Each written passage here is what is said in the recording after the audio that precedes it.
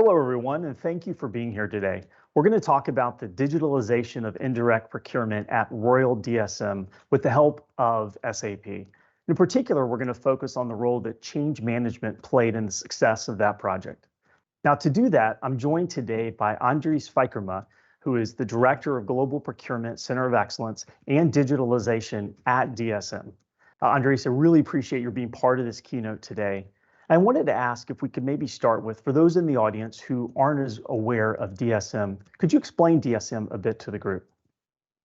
Yes, hello Jeff. Of course, DSM is a purpose-led, performance-driven, science-based company specializing in nutrition, health and sustainable living. And our purpose is to create brighter lives and sustainable living for all. And we do that with 18,000 committed colleagues around the world. We're going to spend a lot of time talking about what went into your project and how you went about it. But I wanted to actually start at the very beginning of the story. Could you share with us what drove you to undertake such a significant project? Yes, sure, Jeff. One of the reasons was that we wanted to elevate the maturity of the indirect procurement organization. And in order to do so, we had to put effort in digitalization our processes. But one of the reasons, or main reasons why we wanted to do this, was that we also saw that our procurement professionals were too much involved in operational and manual tasks, and that took them away of value creating activities. And that was one of the reasons that we wanted to automate and digitalize as much as possible. Another reason was that we had a very fragmented IT landscape for indirect procurement, for the ordering as well as the payment environment. And we wanted to have, or we want to ensure a more smooth process across the organization. And last but not least was that we want to improve the payment performance for our suppliers, the invoice payments for our suppliers that they submitted to DSM in order to prevent from business disruption and supply risk. It all makes a ton of sense. Maybe I could ask if we could now jump to the very end of the story and talk about what do your procurement processes look like now? They have changed significantly because we implemented the full suite of SAP Ariba end-to-end. So both for downstream, the purchase to pay part, as well as the upstream source to contract. And this has improved significantly for the entire organization. So there's a complete change from where we were coming from with SRM, which was a more kind of a technical environment and also being experienced by the organization or the users more technical solution. So that has changed significantly. I think it would help for us to dive a bit into how you went about this. DSM is a huge organization, thousands of employees. I know you have sites all around the world, different time zones, languages, countries. How did you set about tackling this process? How did you launch into it? What we did, one of the things is first is you need to have a clear understanding what do you want to achieve and why do you want to do this? That's the key question. Why all this hustle? Why all these investments in such a huge project, a global project with so many people? It's going to impact a lot and affect a lot of people. So what we basically did was that we first we designed a business case. We first wanted to understand, okay, hey, what do we want to achieve? Why do we want to achieve? But what do we want to get out of it? And we started back in 2018 with designing the business case for the digitalization program. And we call that program Buy Smart. And in 2019 we started with the program, and what we first did was to say, okay, now we need to have a pilot in order to design the processes or redesign the processes. So we started a pilot in Brazil and in France in Village-Neuf.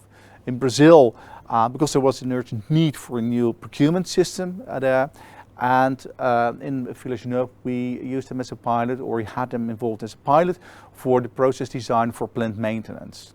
So in the pilot phase, we started with 25 workshops for process design. And we involved a lot of people, a lot of users from the procurement organization, but also from the business, so that we could evaluate every process step that we were used to work with in the past to see where can we improve and what can we do better and what can we optimize.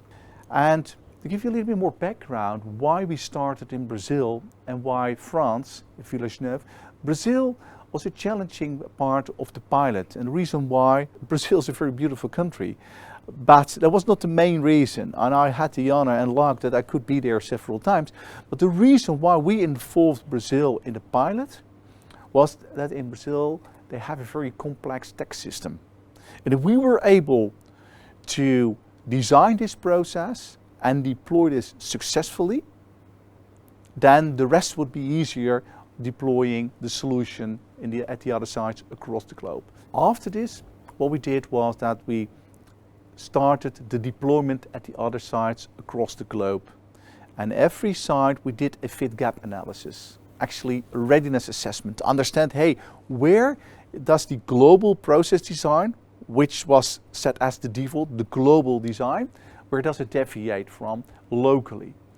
And we had agreed and decided to say, okay, now we only deviate from the global design for tax or legal reasons. No other reasons we're going to deviate, because we wanted to have a standard process across the organization. To give you a few examples, so one of the biggest changes that we have made was that, apart from the global design, which was a kind of an exercise on its own already, but we also changed the number of budget holder approval limits. To tell you, we had around 1,400 different budget holder approval limits.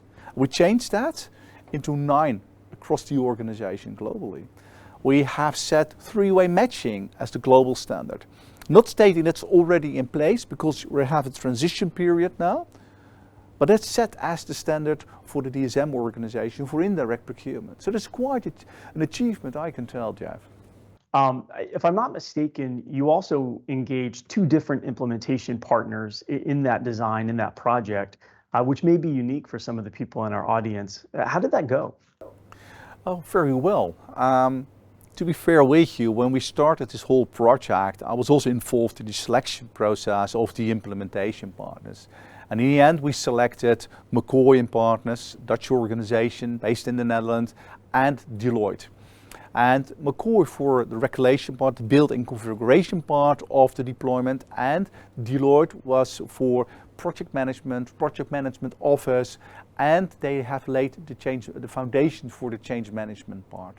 The combination of CoE and Deloitte went very well. And of course, you have some startup challenges in the beginning of the project, but that's why we had a pilot, so we could fine-tune the moment that we completed the phase 1 with the pilot regions with Brazil and France, Villeneuve, and when we moved on to the rest, or the deployment for the rest of the organization.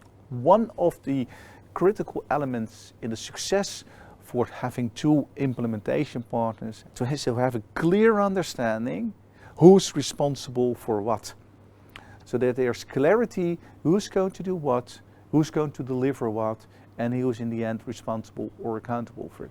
And to be more precise, we had a very detailed out RASCI overview with all the different steps in the process of the project, and clearly defined who's going to do what and when and where. I know that change management has been important to you from the very beginning. Why? What drove you to focus so much on putting the right effort into change management from the very beginning? Yeah, I often get that question, why the change management? I also get that question a lot from other organizations who reach out to me and say, hey Andries, what do we need to do to be successful? Or do you have some advice to be successful? I also mention, or always mention, change management is very important in the success of the program. And I always say to them, the moment that you get up in the morning and you decide to start a digitalization program, start with your change management, because then it already starts.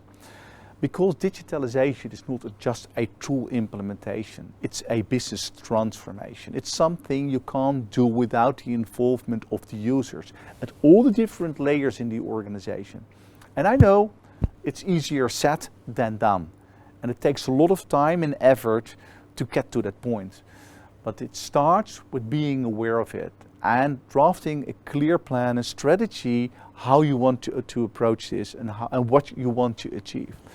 To be more precise, so what we have done is that we have clearly defined our personas. Who are our key stakeholders for all the different levels in the organization?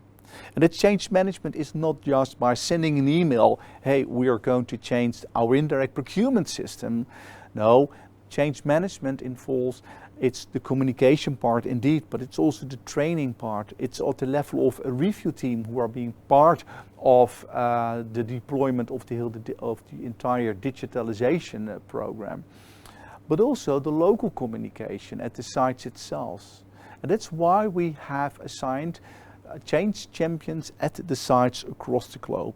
To be more precise, we had 270 change champions across the globe helping us to make the program a success. But we also had site project leads. They were more responsible for the technical deployment at the site itself. Both change champions as well as the site project leads were the bridge between the global project organization and the sites itself. That has helped a lot. I also mentioned that part on training, and the training is so crucial for the success of your program. Not just by, okay, we run a training and then we're done. We should not forget here that we initially started this whole program prior to COVID-19. Our plan was to be on the site itself physically, to have face-to-face sessions with everybody. That changed, of course, of the situation, the pandemic. So we completely changed the program into a virtual program, completely digitally. And that had quite an impact on training, for example. But thanks to the change management team and the people who are involved in conducting all these trainings, giving these trainings, development of the trainings, they have been very successful. And we have conducted almost 500 training sessions in 7 different languages, for example.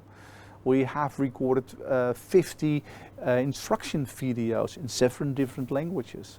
Created 120 quick reference cards in 7 different languages, just to make sure that all this material is available for everybody in the organization, because despite we're an English-spoken organization, to bring the message in the local language is more effective than just in the English language. One of the things I wanted to understand a bit more is how you involve the employees, with these thousands of employees around the world, how you involve them in the process. So those were actually people in the business, employees around the world who became your change champions? We involved a lot of our users during the process design already. So they were involved in that part as well. Change champions were also assigned by the sites itself, so involvement of the sites. And thanks for having a good executive support also in our review team meetings, they were also able to help us to assign who could be a good change champion. But also the site project leads played a major role and a significant role in helping us for these site change champions. So I would not say it went all that smoothly, let's be honest. It's a huge program and it's all on top of everybody's job. And of course there was a team who was freed up and dedicated for 100% to this program. But having these change champions, 270, has helped us to make this program a success across the globe. Were there any other key success factors that are important to share with our audience today? Absolutely. One of the key success factors I already mentioned is executive sponsorship. It's really crucial. When we had the pilots in Brazil as well in Villeneuve, that executive sponsorship was really crucial for the success of the program. The president of LATAM organization, Mauricio Haddad, helped us tremendously. He even recorded vlogs to bring the message across, to bring the change across. He even recorded the first approval in the system to share it with the organization. But also in France, where Pierre-Yves Hardy, executive sponsor at the site there, has helped us tremendously as well.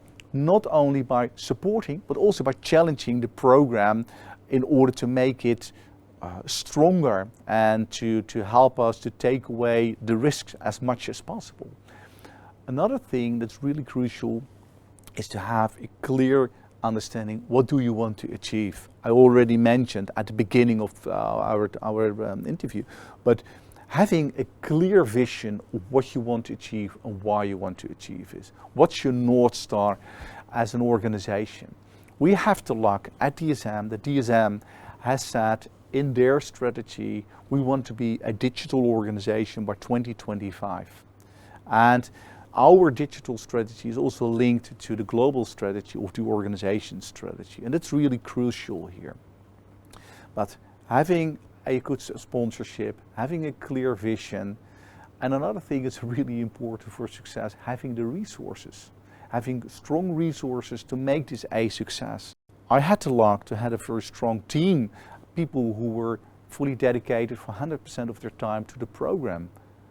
That's amazing, because these people were so committed and dedicated to make it a success.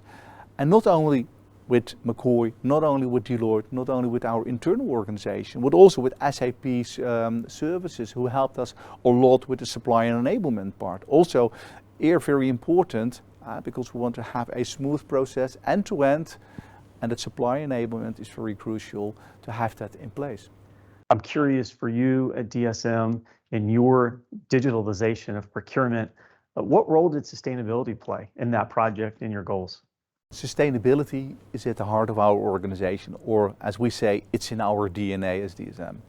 Sustainability is very important for us as DSM. So what we expect is that our suppliers are committed to do on sustainability as much as possible as well. We want them to meet our requirements or to commit to our sustainability requirements. One of the things that we have done in the program and the deployment of SAP Ariba is that we have linked EcoVadis. And EcoVadis is the recognized provider in corporate social responsibility ratings. So that's the first step that we have made, because we only want to do suppliers who commit to our sustainability requirements as an organization.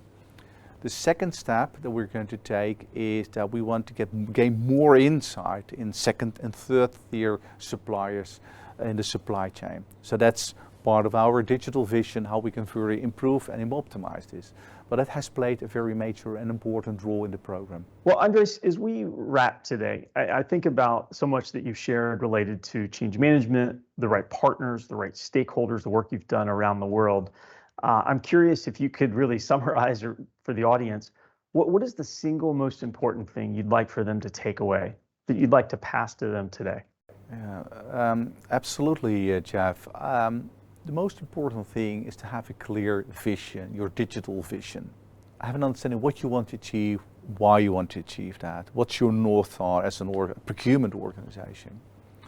Secondly, make sure you have that executive sponsorship, because you can't do this alone. These transformation programs will affect the entire organization. Not only in people, skill set change, not only in organization, change of organizational model, but also your processes and your technology in the end, your digital roadmap. Make sure you have the right partners who can help you to make this a success. We had the luck, we have selected McCoy & Partners and Deloitte. Thanks to them, it was successful. Change management, crucial for the success. It's not a tool implementation, it's a business transformation. Last but not least, it doesn't stop after the deployment. Then it starts. Continuously improve your systems, your landscape, your processes. Make sure that you are aware of that and prepare for the future.